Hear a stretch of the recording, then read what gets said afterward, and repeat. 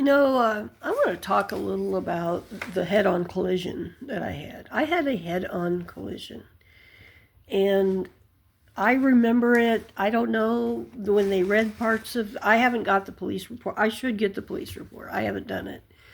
Um, I guess things have been so crazy ever since. I just haven't had a chance. I should get it now while I've got an address. But you know, um, you know, people don't even think about the head-on collision I had. I mean, that's what started this whole mess. And this is no small thing. It is no small thing. In fact, I took a whole bunch of notes and about it and kind of read up on it a little bit, and it could have been worse. I did probably get out fairly good. I mean, you don't think you ever get out good, but um, could have been worse.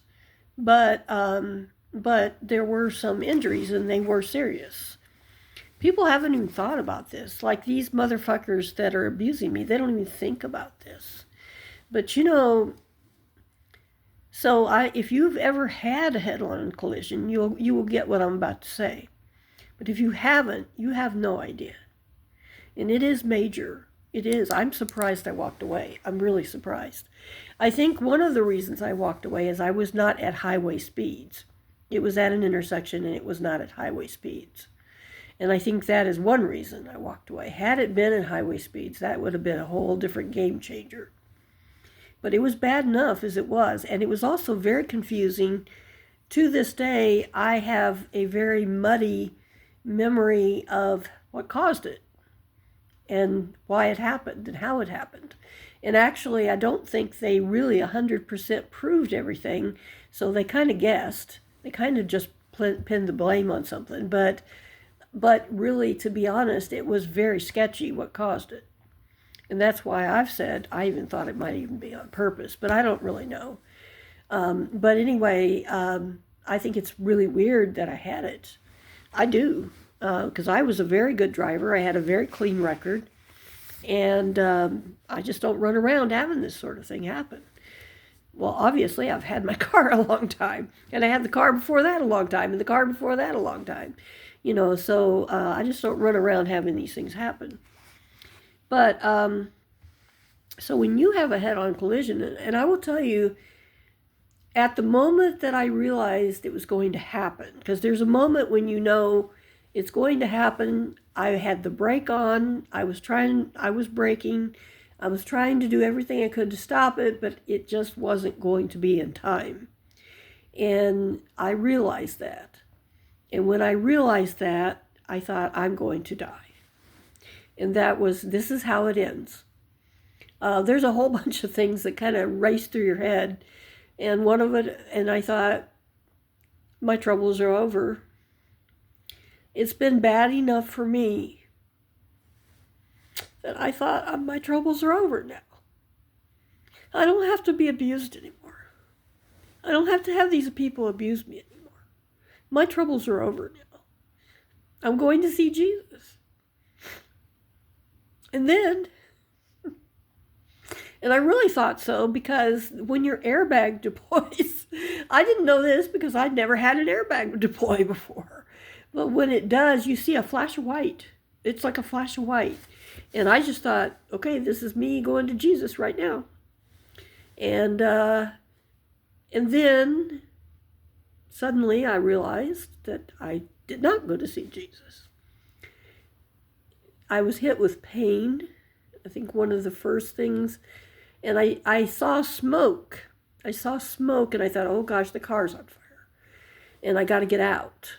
And so my first thing was to try to get out, and I really struggled with it. And one thing was I had manually locked my door. I did that a lot when I was traveling. So I had manually locked my door. So the shifter had to go back and forward to undo that. But I thought I had enough of a mindset that I did that. And I opened the door, and all I could do, the pain was so bad in my right chest. My pain was so bad, I just held it, and all I could do was put my feet out, and I couldn't stand the pain. I was bawling my eyes out, and also for the trauma and everything that just happened. And I was concerned about the other driver. I asked about him right away, and I was concerned about that. But the pain in my right here, oh, I can't even tell you. It was beyond horrible. And you know that motherfucking hospital that I went to, oh, you little crybaby, nothing's broke, you're just going to have a bruise. I had more than a bruise. You guys, I bled internally because I expected to see a bruise. I didn't actually, I was up there for a couple of days, and I don't know, I was just kind of down and out because I didn't feel good at all. I wasn't doing good at all.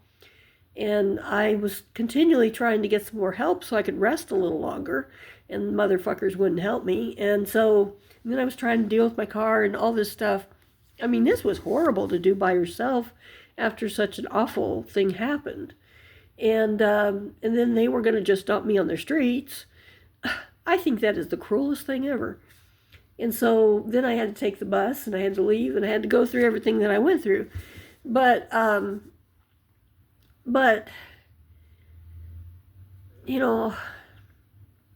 don't even know what to say exactly, but it just, I didn't really look to see the damage that had been done to that side until I got to Waconia.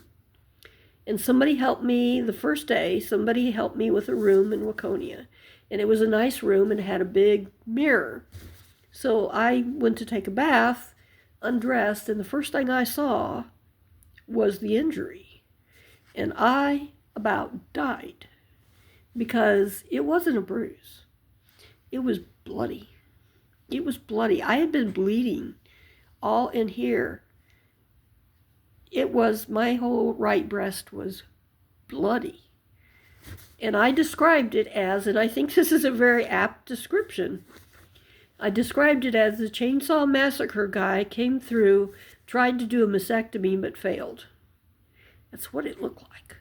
It was gross. It was the grossest thing I've ever seen. And it was me that I was seeing. That in itself is traumatizing. And yes, I had bled. I had bled all in my breast. It was, in a way I wish I could have shown people, but of course you wouldn't, you're not going to show that part of your body, but in a way I wish I could have, because you would have been appalled. It was awful. And so, then I had the shock of that too. Now, I will tell you how it is now. It's healed, but you can tell the marks. There's marks on it. And it's also like, one of the things that concerns me is it's got hard spots.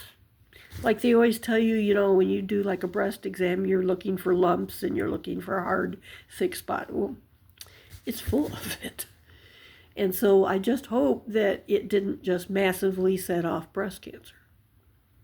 So, I have these motherfucking bullies that are being so horrible to me. And here I'm worried about breast cancer, and I'm worried about what else is going on with me. The stress of everything tonight has given me a horrible headache. Pretty horrible. And I talked to people on the phone a couple times to try to decompress. I should take my blood pressure meds soon, because usually when my head hurts like this, my blood pressure is sky high. And my blood pressure goes way up, like way up. I've almost stroked out several times. And these motherfucking bullies would be happy if I did. So anyway, let's get back to the car accident. One of the most violent car accidents you can have is a head-on collision. And that's what I had. I was lucky it was at lower speeds. But it causes very serious injuries, and it causes some. When I read this, I hadn't even thought about some of them. So the seat belt causes quite a few injuries. Now, the seatbelt can cause everything from bruising to cracked or broken ribs, damage to internal organs, and quite a few things, cuts and things like that. The airbag also causes problems. Now, these things save your life, so do wear your seatbelt and, do have airbags that work. I never thought to check mine or have them replaced. I didn't even think about it. So it's a miracle they went off, and it's a good thing they went off. Had they not gone off, maybe I would have seen Jesus. I don't know. Or wished I would have. Well, I did that too. Another reaction that I had after the car accident was, particularly because things have been so hard for me in the last few years, I wished I had gone to see Jesus. I wished I had died. I wished I had not gotten through it. Because when I got through it, I came to the realization that I'm not going to have my car. My life's going to be 10 times harder. And I'm going to go through hell because people are going to put me through hell. They're going to try to put me in these shelters. These shelters are always bad for me. They never work. And by the way, that's what's going on here. Even this shelter where I'm by myself, they call me up and fuck with me over the phone. I mean, it's not working either. They never do. They never do. It doesn't matter what kind of shelter it is. And it's not the other people in the shelter. It's the staff. It's always the shelter staff. Well, anyway, so yeah, one of the first emotional reactions I had was I wished I had not made it through the car accident. And I cried because of that. One of my first thoughts when the collision was happening was, okay, it's all over. My troubles are over now. I don't have to worry about it anymore. So, and then you get through it and you got more things to worry about. So anyway, the airbag can cause everything from bruises, cuts, burns. I did not have a burn. Broken bones, and in my case, internal bleeding, and that too. Whiplash, and I hadn't even thought about that because I have neck problems. As it is, I have neck and spinal problems, and those were probably made worse, and I never even thought about it. Well, I guess I did kind of think about it, but whiplash, because your head goes back and it goes forward, and that's what causes, or forward and back, or something like that, and that's what causes whiplash. So I probably had that too. It can cause a head injury. Now, I don't think that my head struck anything, so I don't believe that happened.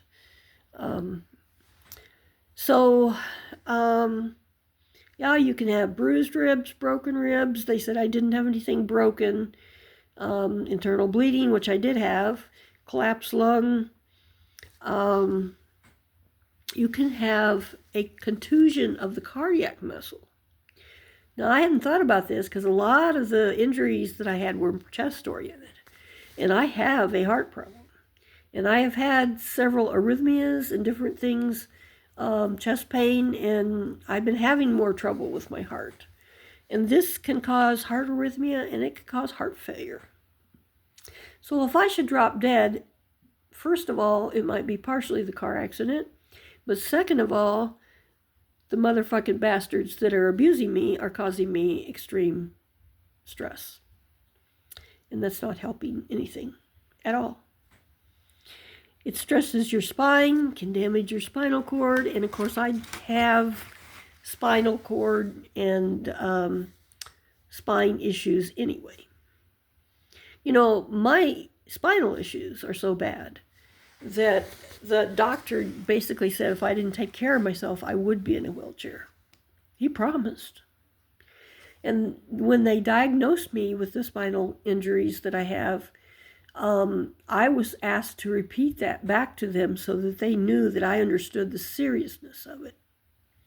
But I have to survive. I'm on the level of survival, and I have all these motherfucking bastards abusing me. And so, when these jerks want to punish me, then they just throw me out. They throw me out and they harm me and they hurt me and they cause me stress and they cause me trauma. Now, I gotta tell you this. I'm not a bad person. I'm not a bad person. I'm not. I'm not. Like, I don't go around breaking the law. I don't go around fucking with people. In fact, I'm helpful to people. I'm good to people if they're good to me. If they're not good to me, they can go suck eggs and rot in hell. And because I hate abusers. I do hate abuse. I have a very violent hatred of abuse. Well, if they're going to be abusive to me at all, they can just go whatever. But whenever I'm in a shelter, the staff is always mean to me. Never fails. I don't think I've ever had a shelter where the staff has not been mean to me. Never fails. This is why I hate shelters, and this is why I don't do them well. And this is why I need a job, so that I can pay rent, so that I don't have to let these motherfucking goddamn abusers abuse me. Thank you.